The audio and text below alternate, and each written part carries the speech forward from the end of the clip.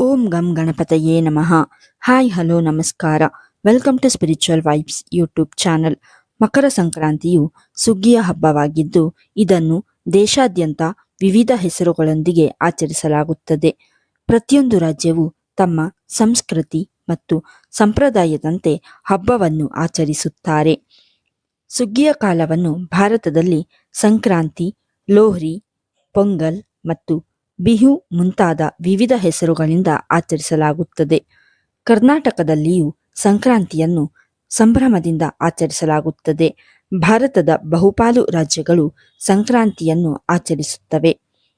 ಈ ವರ್ಷ ಜನವರಿ 14ರಂದು ಬುಧವಾರ ಮಕರ ಸಂಕ್ರಾಂತಿ ಹಬ್ಬವನ್ನು ಆಚರಿಸಲಾಗುವುದು.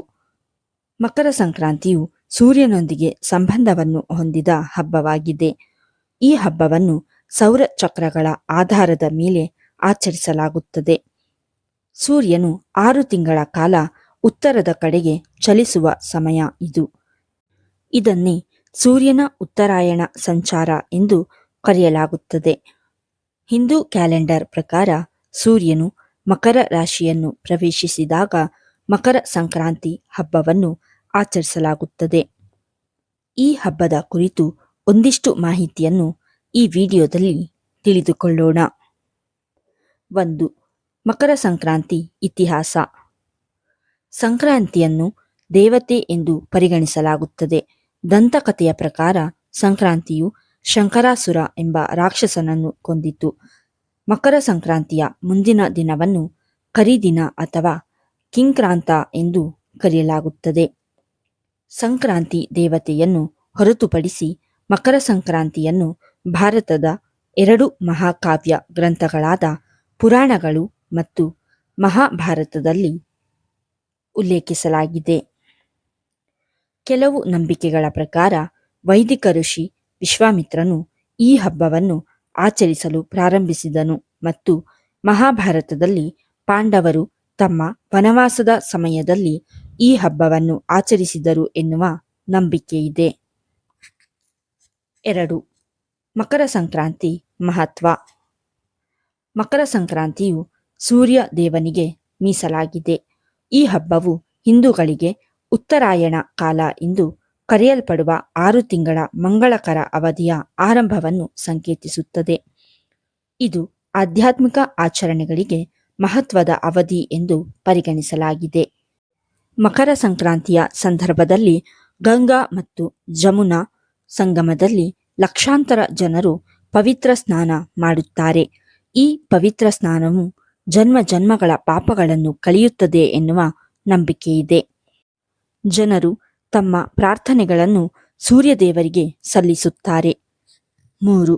ಮಕರ ಸಂಕ್ರಾಂತಿ ಆಚರಿಸುವ ವಿಧಾನ. ಮಕರ ಸಂಕ್ರಾಂತಿ ದಿನದಂದು ಮುಂಜಾನೆ ಬೇಗ ಎದ್ದು ಪವಿತ್ರ ನದಿಗಳಲ್ಲಿ ಸ್ನಾನ ಮಾಡಬೇಕು. ಒಂದು ವೇಳೆ ಪವಿತ್ರ ನದಿ ಸ್ನಾನ ಮಾಡಲು ಸಾಧ್ಯವಾಗದೇ ಇದ್ದರೆ ಮನೆಯಲ್ಲೇ ಸ್ನಾನ ಮಾಡುವ ನೀರಿಗೆ ಗೋಮೂತ್ರ ಅಥವಾ ಗಂಗಾಜಲ ಬೆರೆಸಿ ಸ್ನಾನ ಮಾಡಬಹುದು. ಮನೆಯ ಮಹಿಳೆಯರು ಶುದ್ಧರಾದ ಬಳಿಕ ಮನೆಯ ಅಂಗಳದಲ್ಲಿ ರಂಗೋಲಿಯನ್ನು ಹಾಕಬೇಕು. ನಂತರ ಸೂರ್ಯದೇವನಿಗೆ ಅರ್ಘ್ಯವನ್ನು ಅರ್ಪಿಸಿ ಪೂಜೆಯನ್ನು ಮಾಡಬೇಕು. ಈ ದಿನ ಶನಿ ದೇವನನ್ನು ಪೂಜಿಸುವುದು ಕೂಡ ಮಂಗಳಕರವಾಗಿರುತ್ತದೆ. ಈ ದಿನ ಪೂಜೆಯ ನಂತರ ನಿಮ್ಮ ಸಾಮರ್ಥ್ಯಕ್ಕೆ ಅನುಗುಣವಾಗಿ ದಾನವನ್ನು ಮಾಡಬೇಕು. 4. ಮಕರ ಸಂಕ್ರಾಂತಿ ದಿನ ಎಳ್ಳು ಬೆಲ್ಲ. ಮಕರ ಸಂಕ್ರಾಂತಿಯ ದಿನದಂದು ಎಳ್ಳು ಮತ್ತು ಬೆಲ್ಲಕ್ಕೆ ಹೆಚ್ಚಿನ ಮಹತ್ವವಿದೆ.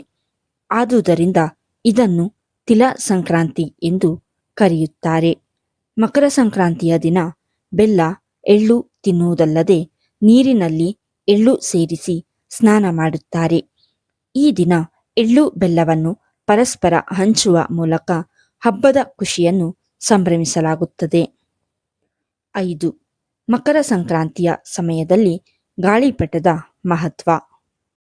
ಮಕರ ಸಂಕ್ರಾಂತಿ ಹಬ್ಬದ ಸಮಯದಲ್ಲಿ ಕಂಡುಬರುವ ಅತ್ಯಂತ ರೋಮಾಂಚಕ ದೃಶ್ಯಗಳಲ್ಲಿ ಒಂದು ಚಳಿಗಾಲದ ಬೆಳಗಿನ ಆಕಾಶದಲ್ಲಿ ಮೇಲೇರುತ್ತಿರುವ ವರ್ಣರಂಜಿತ ಗಾಳಿಪಟಗಳ ದೃಶ್ಯವಾಗಿದೆ. ಗಾಳಿಪಟ ಹಾರಿಸುವ ಸ್ಪರ್ಧೆಗಳನ್ನು ವಿವಿಧೆಡೆ ಆಯೋಜಿಸಲಾಗುತ್ತದೆ. ಅನೇಕರು ಈ ಆನಂದದಾಯಕ ಚಟುವಟಿಕೆಯನ್ನು ದೇವರುಗಳಿಗೆ ಕೃತಜ್ಞತೆ ಸಲ್ಲಿಸುವ ಒಂದು ರೂಪವೆಂದು ಪರಿಗಣಿಸುತ್ತಾರೆ. ವಿವಿಧ ಪ್ರದೇಶಗಳಿಗೆ ತಕ್ಕಂತೆ ಮಕರ ಸಂಕ್ರಾಂತಿ ಆಚರಣೆಯ ವಿಧಾನವು ಭಿನ್ನ ಭಿನ್ನವಾಗಿರುತ್ತದೆ. ಒಂದು ಸ್ಥಳದಿಂದ ಇನ್ನೊಂದು ಸ್ಥಳಕ್ಕೆ ಹೋದಂತೆ ಮಕರ ಸಂಕ್ರಾಂತಿ ಆಚರಣೆಯ ವಿಧಾನ, ಅದನ್ನು ಕರೆಯುವ ಹೆಸರು ಕೂಡ ಬದಲಾಗುವುದು. ಮಕರ ಸಂಕ್ರಾಂತಿಯಂದು ಎಳ್ಳು ಬೆಲ್ಲವನ್ನು ಹಂಚುವ ಮೂಲಕ ಸಂತೋಷವನ್ನು ಹಂಚಿಕೊಂಡು ಹಬ್ಬವನ್ನು ಸಂಭ್ರಮದಿಂದ ಆಚರಿಸಿ. ಈ ವಿಡಿಯೋ ನೋಡುವವರಿಗೆ ಸಂಕ್ರಾಂತಿ ಹಬ್ಬದ ಹಾರ್ದಿಕ ಶುಭಾಶಯಗಳು. ಈ ವಿಡಿಯೋ ನಿಮಗೆ ಇಷ್ಟವಾಗಿದ್ದಲ್ಲಿ ಲೈಕ್ ಮಾಡಿ, ಶೇರ್ ಮಾಡಿ ಮತ್ತು ಕಮೆಂಟ್ ಮಾಡಿ. ಹಾಗೆಯೇ ಇನ್ನೂ ಹೆಚ್ಚಿನ ವಿಡಿಯೋಗಳಿಗಾಗಿ ನಮ್ಮ ಚಾನಲನ್ನು ಸಬ್ಸ್ಕ್ರೈಬ್ ಮಾಡಿ. ಧನ್ಯವಾದಗಳು.